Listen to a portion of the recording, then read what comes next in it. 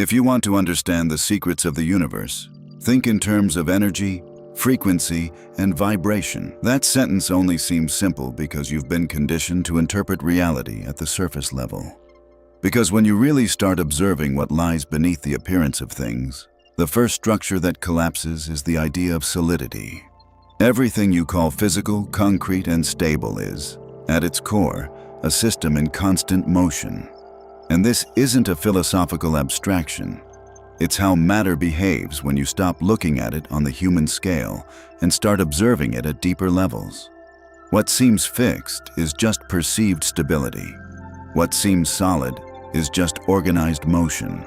And if that's true for everything around you, it's also true for you. You are not an isolated body interacting with a completely separate external world.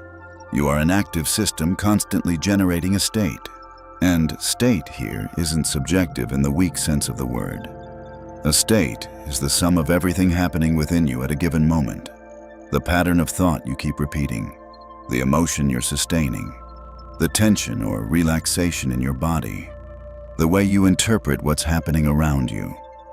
All of this together forms a signature. And that signature is not neutral. It defines a dominant frequency. And that dominant frequency doesn't stay confined to the inside. It determines how you perceive what's happening, which aspects of the environment capture your attention, how you interpret other people's behavior, how you react to situations, and most importantly, how you keep reinforcing that same state over time. This creates an extremely powerful circular effect. You filter reality according to your state, react to that filtered version. And by reacting, you strengthen the very state that created the filter. That's why the feeling of repetition in life isn't a coincidence. It's internal consistency. The uncomfortable point is that this completely shifts the idea that experience comes first and state comes after. In practice, the state comes first as a pattern, and experience organizes itself in a way that's consistent with it. This doesn't mean you control everything, but it does mean you actively participate in how everything is experienced. So the relevant question stops being, why is this happening to me? Yes, and becomes, what state have I been consistently sustaining that makes this keep recurring? Because until that question is asked honestly, any attempt at change will continue to be superficial. If you're starting to see this more clearly now, not just as an idea, but as something you can actually recognize in your own patterns, then don't just move on like this is another video. Most people will hear this, agree with it, and go right back to the same cycles. But a few decide to actually observe themselves differently. So if you're one of them, subscribe.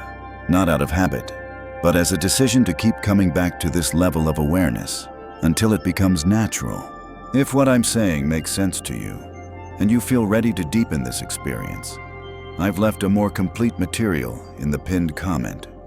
You don't need to look at it now. Just remember it when the time feels right. When you deepen the analysis, the idea of solid matter dissolves completely.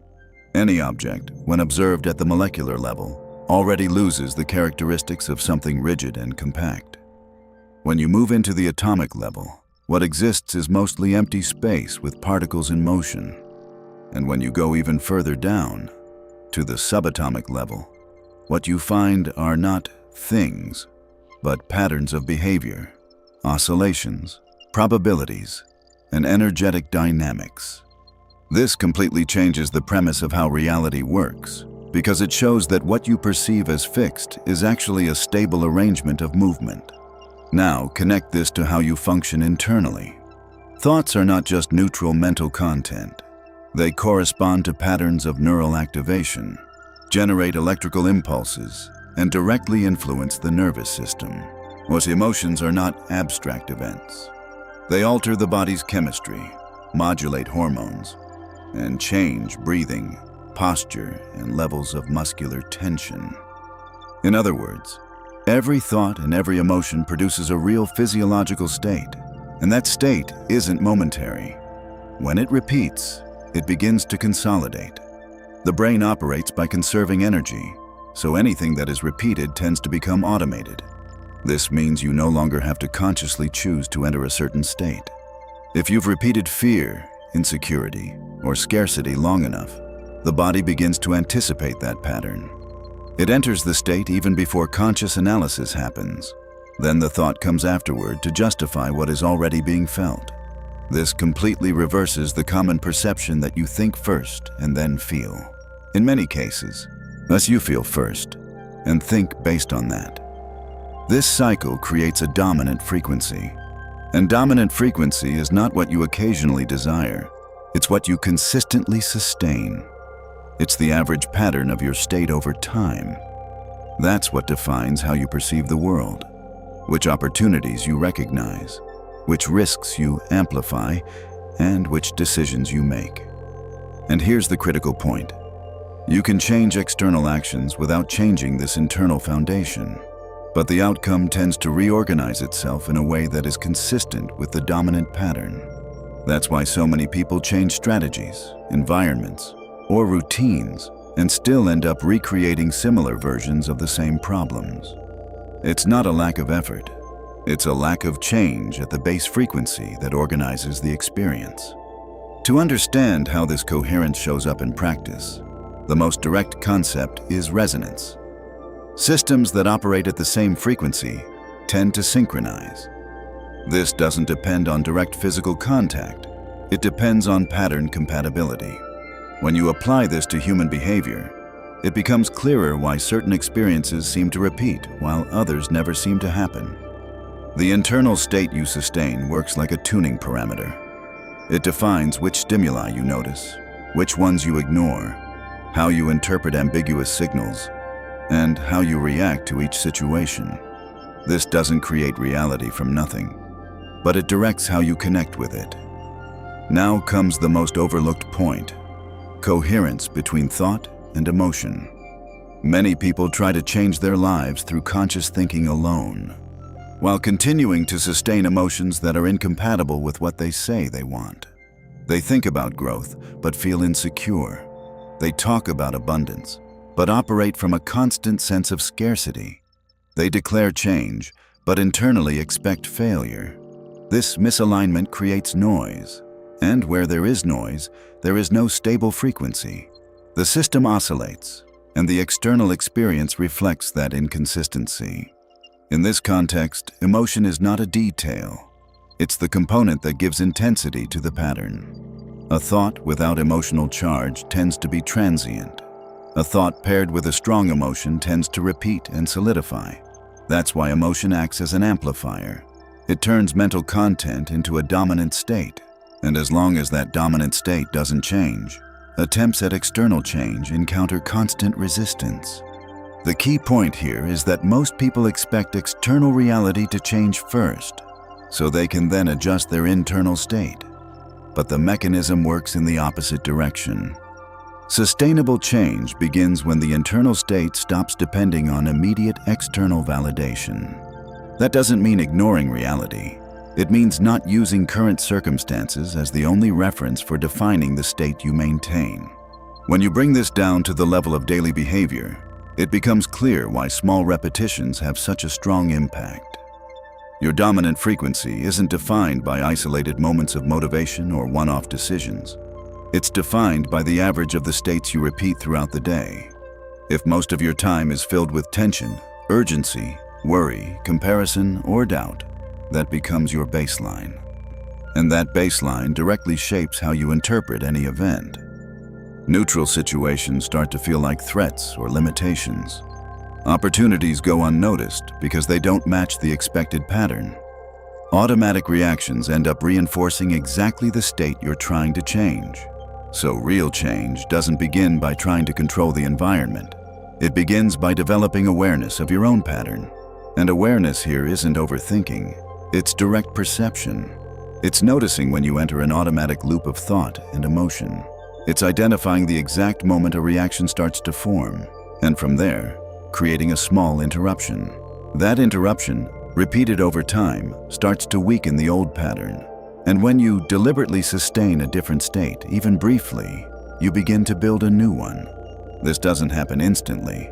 It's because the system is already conditioned, but it does happen consistently if repetition is present. The important point is that you don't have to change everything at once. You need to shift the average direction of your state over time. Small, consistent adjustments have more impact than occasional, dramatic changes. And that consistency is what gradually alters your dominant frequency. At the most practical level, everything comes down to alignment.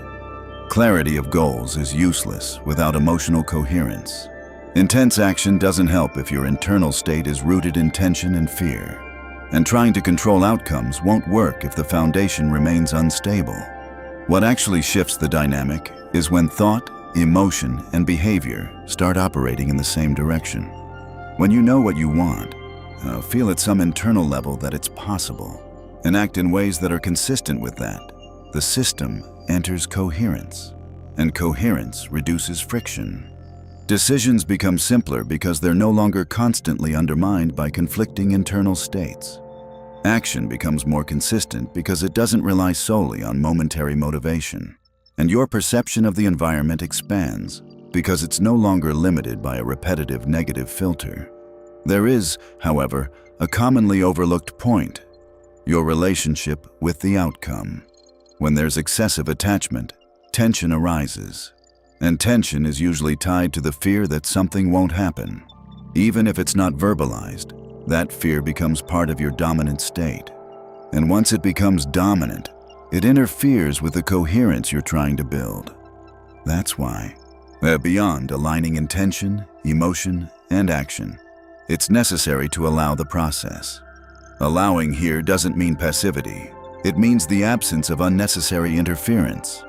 It means doing what's within your control consistently, without contaminating that process with constant anxiety about immediate results.